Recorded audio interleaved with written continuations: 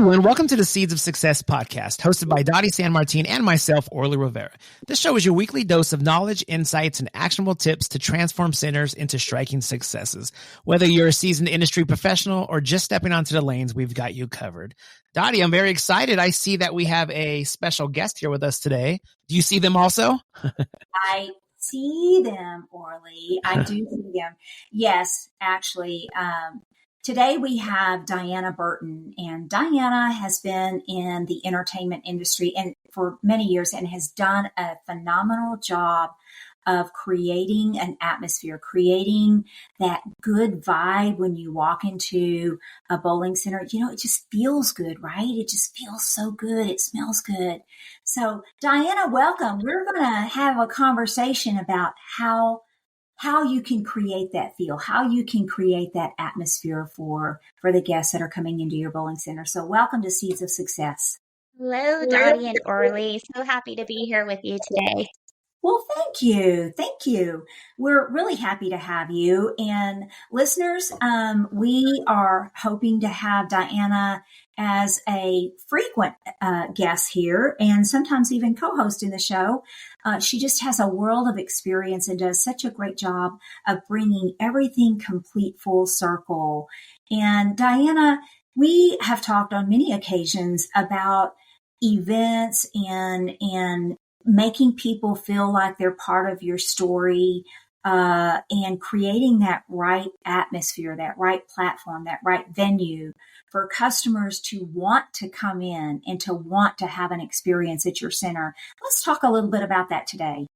When you create an event at the center, you really tap into all of the senses, right? You don't just say, oh, I want the event to include bowling and neoverse or hyper bowling or whatever. You tap into all of the senses, correct? Yes, that's true. I look at, everything from the site, the cleanliness of the facility, to the feeling you have when you walk in the door and you see, if it's a themed event and we have decorations, what we have over at the snack bar to kind of tie into what's going on, whether that's seasonally or the event. So yeah, I do try to the smell even. Yes. And I want to elaborate on a couple of those points. One of which, when you talk about the cleanliness, we've had episodes related to this before. That is a huge turnoff, but it's so easy to correct. It's so easy. I don't want to say correct. Let's just say it's easy to avoid. You should never let it get to that, right? Correct. It contributes to a great atmosphere if it's done properly. Yeah, we've talked about that before, Dottie. I think many times. Just from the parking lot to the front door can make a huge difference, whether, if it's trash in your parking lot or, we've talked about cleaning a lot. And yeah, appearance, definitely.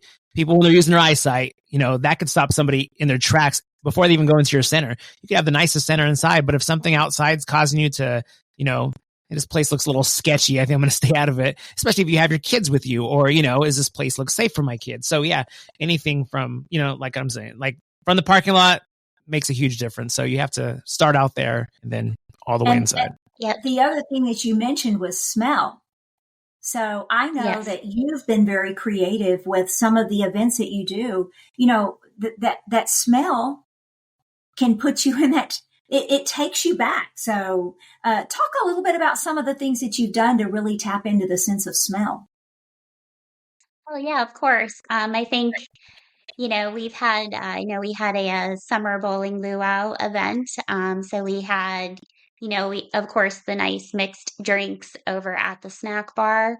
But then I also had a diffuser going with some coconut essential oil, which I know maybe people aren't thinking that that's something that they can use, but that just set the vibe that we were going for with that event. And, I think all of the smells, even, getting back to the cleanliness, you want your facility to have that nice, clean smell when people come in, because those first impressions, you don't get those back.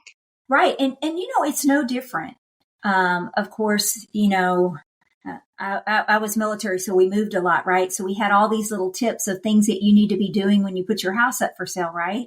one of the things was you need to have just baked cookies, or you need to have, a pot simmering on the stove with cinnamon or something that makes them feel like this is home, because that sets the mood, right? It gets them to feel like, oh my gosh, I can see myself in this home.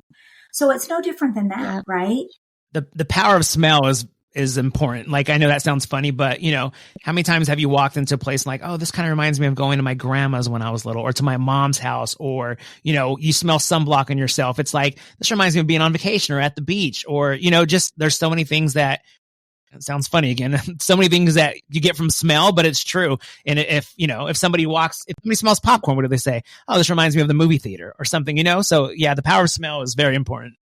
And it can also become a call to action. So if you get in the habit of, popping your popcorn just as you're at peak open play season, when you got all the kids, what are the kids going to do? Mom, that smells good. Can we go get some? We used to bake cookies just as our league bowlers were getting ready to come in for their thing, because they walk in and they smell these fresh cookies baking. Who's not going to want to go up and order one? I mean, it's like in your face, right? So yeah, it can become the call to action for people as well. Yeah, it definitely can, send them over to the snack bar. Yeah, I've talked about even going down with samples. I mean, when you do that, if you're giving someone like a little sample of something from the kitchen and they start to smell that, or, even to them, again, eyesight, they see that and they're kind of like, oh, what is that? What is he giving away? Or sure, we'll try one. And even though when they came in, they said, no, I don't need a menu. That's fine. Once they get a little taste of that, or they hang out a little longer than they thought they would, then they're going to be like, we're kind of hungry. We'll grab something. So yeah, again, smell, vision, everything, maybe they hear some fries cooking in the back, so they're hearing. I don't know. I think all the senses, you could have people hungry soon. Yeah, and even vision, like Diana, you were saying that y'all had the mixed drinks for the luau and stuff like that. Even to put a nice little display at your snack bar of, if you do have like a new menu item or a new drink for this particular occasion, give a visual display of it so people can see it, because your eyes look at it, it looks good, and something smells good. Again, it's going to encourage you to act. Absolutely. Yes. Absolutely. Okay. All right. Anything else that you can share with our listeners that go into creating that overall amazing experience and to create that vibe? Yeah, I think, too, maybe just going back to, pride of ownership, a little bit of what Orly was talking about when you look at the parking lot, just taking that pride in your facility and making your facility, the best that it can be. And you don't need to fancy things. Fancy things are nice, but, just having a clean, welcoming, kind of just creating that environment where people want to come in and spend some time with you. Yes, for sure. And, even have some good music that goes in with whatever the theme you're doing. Music always plays a big factor. The other thing I'm going to say, and we're talking about senses here, but senses also can be, looking at your employees. So if we're going to talk about seeing things, you want to make sure that when your guests come in, that they're seeing the employees clean, smiling, obviously looking happy, even if they have to pretend, it doesn't come across near as well if they're pretending, but the expectation of the operator needs to be that the employees are smiling, that the employees are pleasant, that they're making eye contact, and they are greeting the customers. That also sets the right atmosphere, right? And I think that's something. And that is so very important, because that's that first impression that you don't get back. Yeah, it turns you off right away. And the rest of the experience, no matter how great it is on the lanes and no matter how good they're bowling, it's still, that reputation has been tarnished by something that is so easy. Nothing that we're talking about here is going to cost anything more than a dedicated plan and a little bit of time to make sure that everything is taken care of. Making sure that before you open your door for that event, or before you just open your door for business that day, to make sure that the vibe in your center is the vibe that you want it to be. And if it's not, then fix it. It's that easy. All right. Well, any other pointers? Orly, do you have anything that you want to bring out? No, just like those tips, like I said, take that food down, because my big thing when people would walk into the centers, I would say, would you guys like a menu today also? And they're like, no. So that was a challenge to me. When they say no, I'm like, okay, I'm going to get these people to eat. So that's a tip from me, is just, share what you have. Maybe go down there with a little sample, or say, oh, by the way, we're doing this today, or we're cooking this. Just wanted to just let you guys know. I know you say you didn't need a menu, but we do have some of those going right now, or we're going to have a special on this today, and share that, and get those, like, we've talked about before, those cookies baking, or get that smell out there, and they're going to want to try it. So that's my tip is, just because one person says no, not that you got to be pushy, but just make that a little challenge for yourself to say, I'm going to try to get them to buy some before they leave here today.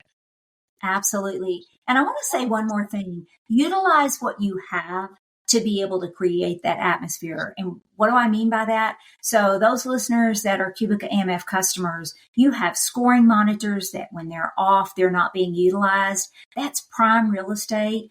Put something appreciative on those monitors. Put a nice welcome to our center. Make sure that you're using your Neoverse wall to get the message out, or let people know that, you're happy to see them, or put smiley faces out, right?